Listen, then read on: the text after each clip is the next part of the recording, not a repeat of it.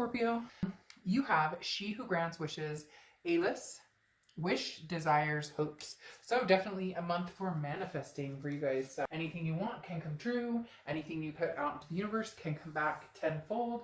So, just absolutely a great month for manifesting what you want, really speaking out loud, really talking about it, really putting your dreams out there, really figuring out what it is that you want and discussing it with the universe. Some people are really good at that and do it all the time, and some people never do it. And then if you start, you'll start to realize how sometimes things come towards you that you've been hoping for a long time, but once you set the intention, you can manifest it. So whether it's new love, whether it's somebody from the past coming back, whatever it is, put it out there and see what happens. The next card you have is your current position coming into the month. You have the Four of Swords. The Four of Swords is rest, recuperation, relaxation. So maybe you've been on the mend, not necessarily from sickness, some of you maybe, but this is more of a spiritual healing or an emotional healing or a mental healing. The Four of Swords, again, talks about recuperating from something, but this is on many different levels. It's physical, it's mental, it's emotional, it's spiritual. So some of you maybe have left a situation behind and you're just kind of cleaning house, personally, and trying to recuperate from maybe, a bad breakup or disappointments in a relationship. Whatever it is for you is self-maintenance, self-help, taking care of yourself and making sure, you're staying with the good vibe and not letting the bad vibes in. The next card you have is how you're feeling coming into the month, and you have the Judgment card.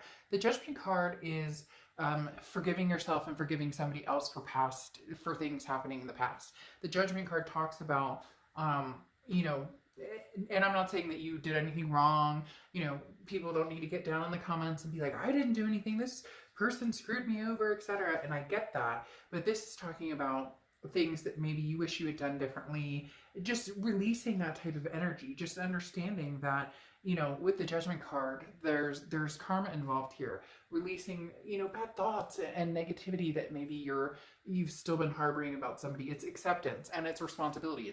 It's understanding that it takes two to tango, and maybe you were treated really poorly, but in the end, did you reciprocate that, or did you? So it's self-reflection and then letting go, releasing any of the woulda, shoulda, couldas, or any guilt you have about certain things, or any guilt this person has, or not guilt, any things that this person has done towards you that you've harbored anger. This is saying, let it go, wash your hands of it. It's not going to get you anywhere. It's just going to make you sick and angry and keep that kind of cloud above your head. And right now, like I said, you're cleaning house. The next card you have is your distant past, or the past 5-10 years, could be throughout your childhood.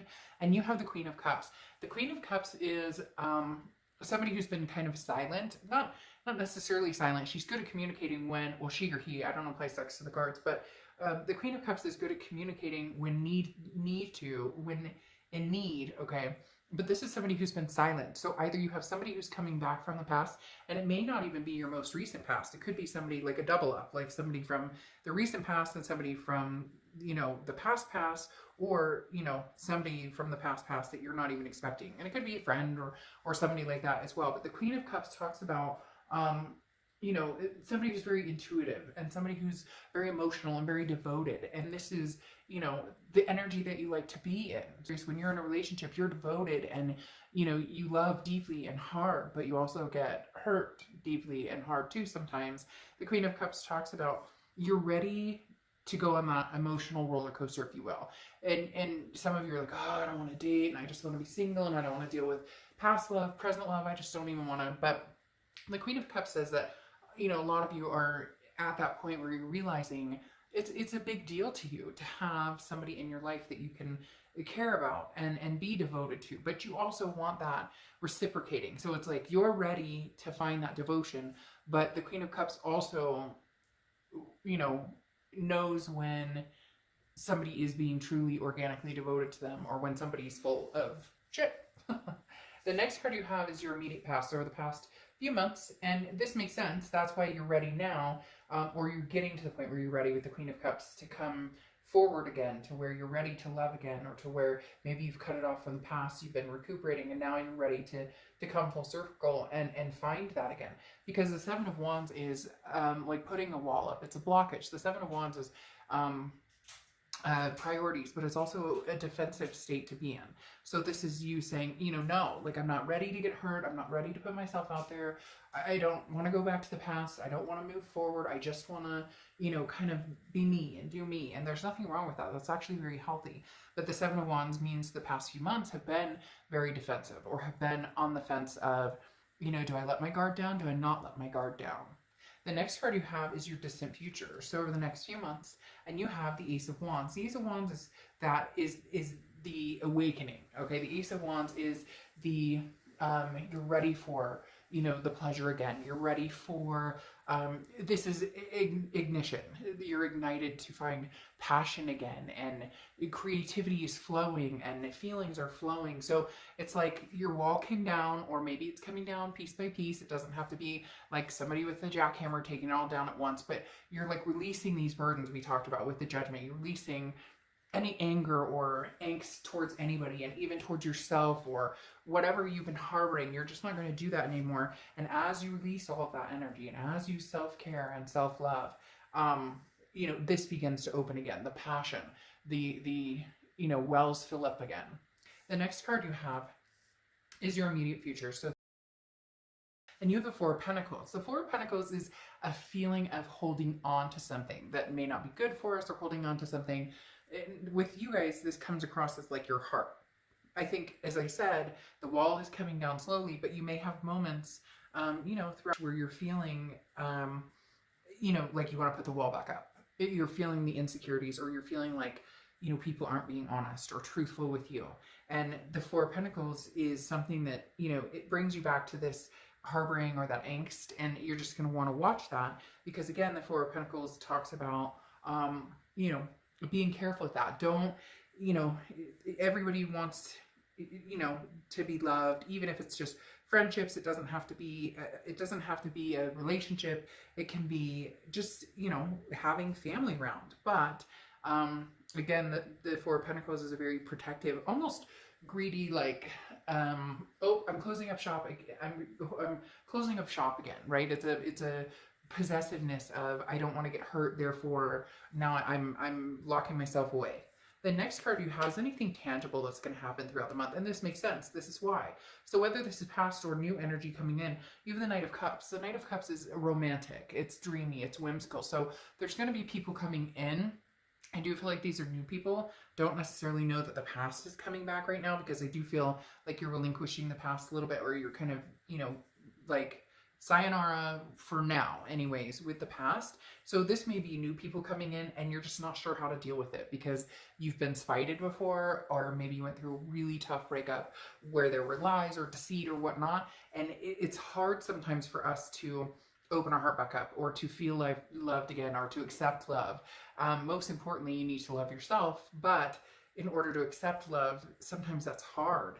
And that's why, I said closed up shop. And I think it's because this person's coming in almost like a romantic, or somebody who maybe wants to sweep you off your feet, or somebody who says all these nice things, and you just have a really hard time believing it, just because of, things that you're trying to get over, or past insecurities of dealing with people who maybe didn't treat you the way you needed to be treated.